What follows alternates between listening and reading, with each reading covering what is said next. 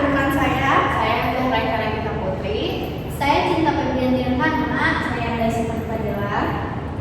Nah, kita langsung masuk ke bagian kenapa sih kita mengambil alasan penelitian di judul ini, karena harga jual itu merupakan salah satu faktor penting yang mempengaruhi keputusan konsumen dalam membeli suatu produk. Jadi di sini itu kita produknya sama, yaitu kita memilih dan menganalisis tentang jus buah alpukat. Nah, jadi itu di berbagai lokasi tingkat pendapatan dan harga ini tuh bisa kita ketahui bahwa ini tuh berpengaruh atau tidaknya. Nah, di sini ada hipotesis. Yang pertama itu ada hipotesis parsial atau X1, yang dimana variabel lokasi ini itu belum menunjukkan pengaruh yang signifikan terhadap tingkat penjualan. Terus yang kedua juga ada hipotesis parsial X1, yang dimana variabel harganya belum menunjukkan pengaruh yang signifikan terhadap tingkat penjualan. Dan yang ketiga itu ada hipotesis simultan, yang dimana juga bahwa variabel lokasi dan harga secara bersama-sama belum memberikan pengaruh yang signifikan terhadap tingkat penjualan. Nah, di sini ada 30 data yang kita miliki dari kode lokasi 1 sampai kode lokasi 3.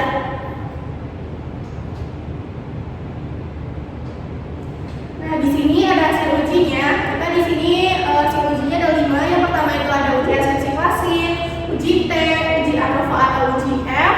Terus yang keempat itu ada analisis regresi dan korelasi sederhana. Yang kelima itu analisis regresi dan korelasi berganda. Di sini ada uji asumsi klasik yang akan dibahas oleh saya.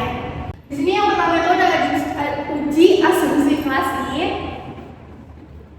Nah, bisa dilihat kita di sini ada 5 uji. Yang pertama itu uji normalitas, uji asumsi linearitas, uji multikolinearitas, uji autokorelasi dan uji heteroskedasitas. Yang pertama di sini ada uji normalitas yang asumsinya itu di 0,89, yang dimana itu lebih gede dari 0,05. Terus di sini ada uji asumsi linearitas yang asumsi linearitinya itu di 0,802, yang dimana dia itu lebih besar dari 0,05. Di sini ada uji multikolinearitas yang dimana toleransinya itu di 0,994, yang artinya ini juga lebih gede dari 0,10, dan V-nya di 1,006, yang dimana ini lebih kecil dari 10. Nah, di sini ada uji autokorelasi yang Durbin Watsonnya itu di 0,995. Terus di sini ada uji heteroskedasitas yang dimana sig harganya itu di 0,547, dan itu lebih besar dari 0,05. Nah, di sini kita juga memakai simbol. Di sini kita juga memakai sampel Kolmogorov-Smirnov test. Bisa dilihat, kita dilihat dari asumsi totalnya di 0,089, dan bahwa kita simpulkan bahwa uji normalitasnya itu bisa disebut normal. Di sini ada uji asumsi linearitas. Kita pakai ANOVA table yang dilihat dari deviation for linearity, dan ini pengaruhnya itu tingkat penjualannya di 0,802, yang dimana itu lebih gede dari 0,05, dan ini bisa dikatakan linear. Di sini ada uji multikolinearitas. Kita di sini pakai sampel koefisien, dilihat dari collinearity statistiknya, dan dilihat bagian toleransi dan V-nya. Jadi toleransinya itu di 0,994, yang dimana ini lebih besar dari 0,10, dan V-nya itu di 1,006, yang dimana ini lebih kecil dari 10. Bahwa kita simpulkan juga di uji multikolinearitas ini tidak terjadi masalah. Nah, jadi dengan kata lain juga bahwa variabel-variabel independen ini tidak saling mengganggu secara berlebihan, dan masih bisa untuk kita analisis lebih lanjut. Di sini ada uji autokorelasi. Kita pakai sampel modal sebaliknya, dilihat dari Durbin Watsonnya yaitu di 0,995. Jadi ini di 0,995 itu lebih kecil dari 1,5666. Jadi ini tidak terdapat autokorelasi positif, karena dalam data DW yaitu 0,995 lebih kecil dari DU di 1,5666. Hasil perbandingan nilai ini lebih kecil dari batas yang ditentukan, maka dapat disimpulkan juga bahwa tidak terdapat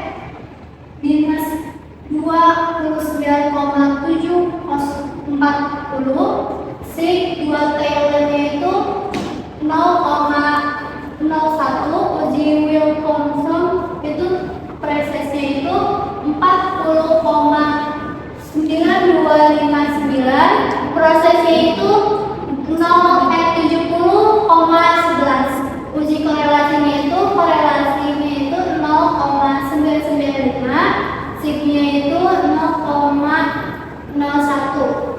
Lanjut, uji telependernya itu uji normalitasnya itu tidak dilatihnya itu 0,062, dilatihnya itu 0,052, uji Whitney-nya itu tidak dilatih 33,7, dilatihnya itu 38,9, hasil dependent testnya itu uji homogenitas Leventhal-nya itu dibagi F sama dengan 2,297, signya itu 0,591, tidak dilatih dikurang dilatih dibagi T yaitu minus 0,548, signya itu 0,590.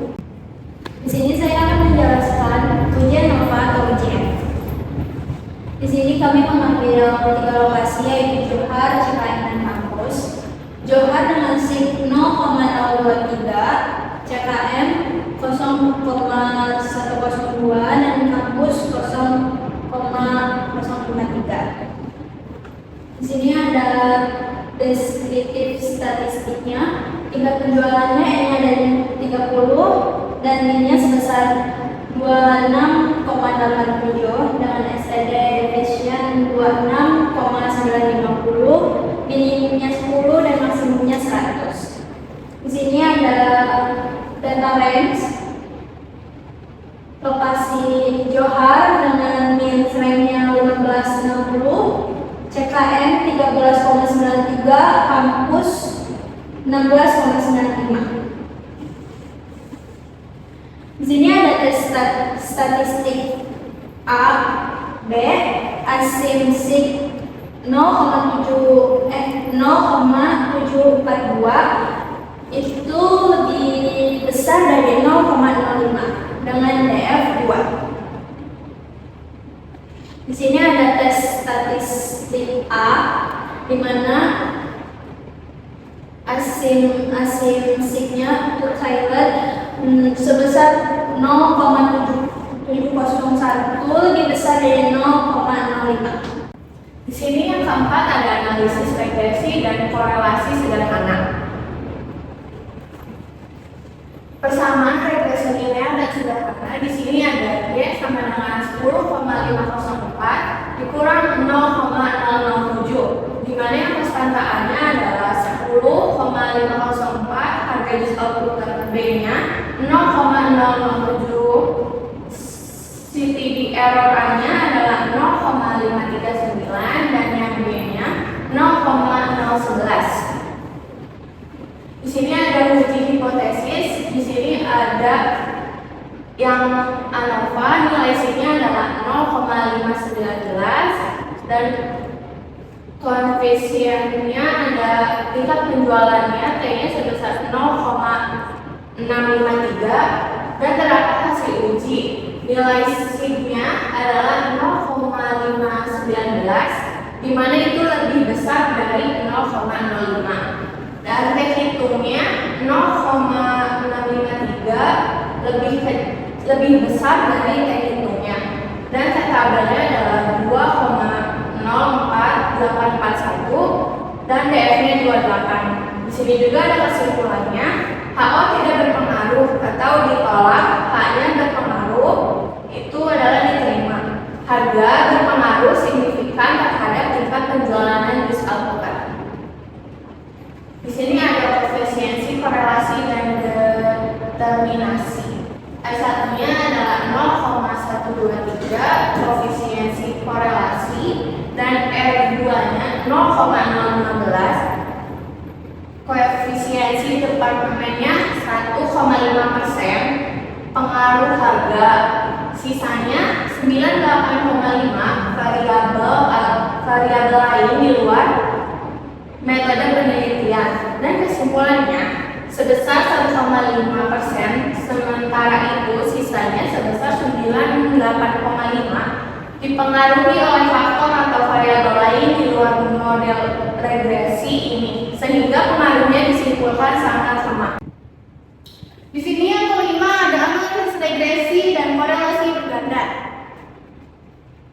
Nah, di sini ada Y sama dengan 11,67 ditambah 7,034 ditambah 1,586.